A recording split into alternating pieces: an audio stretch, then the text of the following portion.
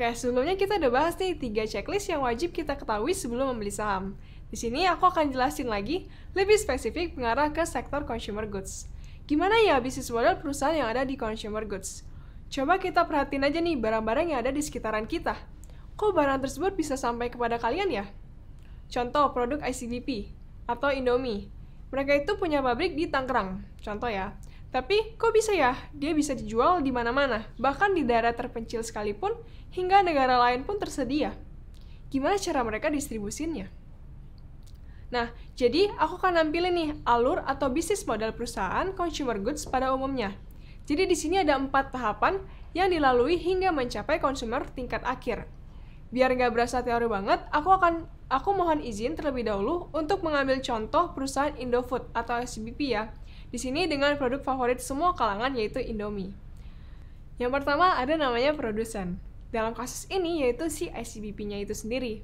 Mereka memegang peranan penting dalam rantai ini karena tugasnya itu adalah memproduksi barang from scratch atau dari bahan bakunya untuk dimanfaatkan atau dikonsumsi oleh masyarakat. Bahan baku yang digunakan itu berasal dari supplier kepada pabrik ICBP. Supplier. Dan jadi sebenarnya masih ada lagi nih pihak yang berperan di dalamnya. Selanjutnya, setelah melalui proses produksi dan menghasilkan bungkusan Indomie, maka produk tersebut sudah layak nih untuk dikirim. Barulah masuk kepada tahap kedua, yaitu distributor. Peran distributor di sini adalah sebagai penyalur antara produsennya dengan pengecernya atau bahkan konsumen akhir. Simpelnya, kan perusahaan atau produsen itu nggak mungkin kan yang menangani konsumen satu persatu. Jadi biar mempermudah, ia menjual kepada distributor. Sifat dari distributor itu beli dalam jumlah banyak atau bulk quantity.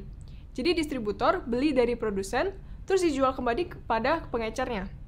Namun ingat ya, distributor di sini merupakan pihak yang hanya mengambil barang dalam bentuk jadi, tanpa ada lagi proses perubahan atau modifikasi pada produknya itu. Yang ketiga, baru ke pengecer atau retailer. Nah, pihak-pihak yang menjual langsung barangnya kepada konsumen, kepada kita-kita sebagai masyarakat. Baru deh yang terakhir yaitu konsumen atau sebagai pemakai, kita, pemakai barang hasil produksi tersebut. Nah, begitulah prosesnya bagaimana perusahaan mendapatkan keuntungan dan menjual produk hasil produksi mereka dan mendistribusikannya agar dapat dikonsumsi dan juga oleh konsumen tingkat akhir. Dengan begitu, ketika konsumen suka akan produknya, demand-nya pun akan meningkat dan siklus ini akan berlangsung terus-menerus dan menimbulkan pendapatan yang ikut meningkat pula seiring dengan kenaikan demand tersebut.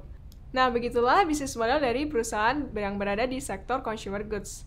Selanjutnya, kita akan membahas nih tentang gimana kita bisa ngedetect prospek dari perusahaan yang bersangkutan.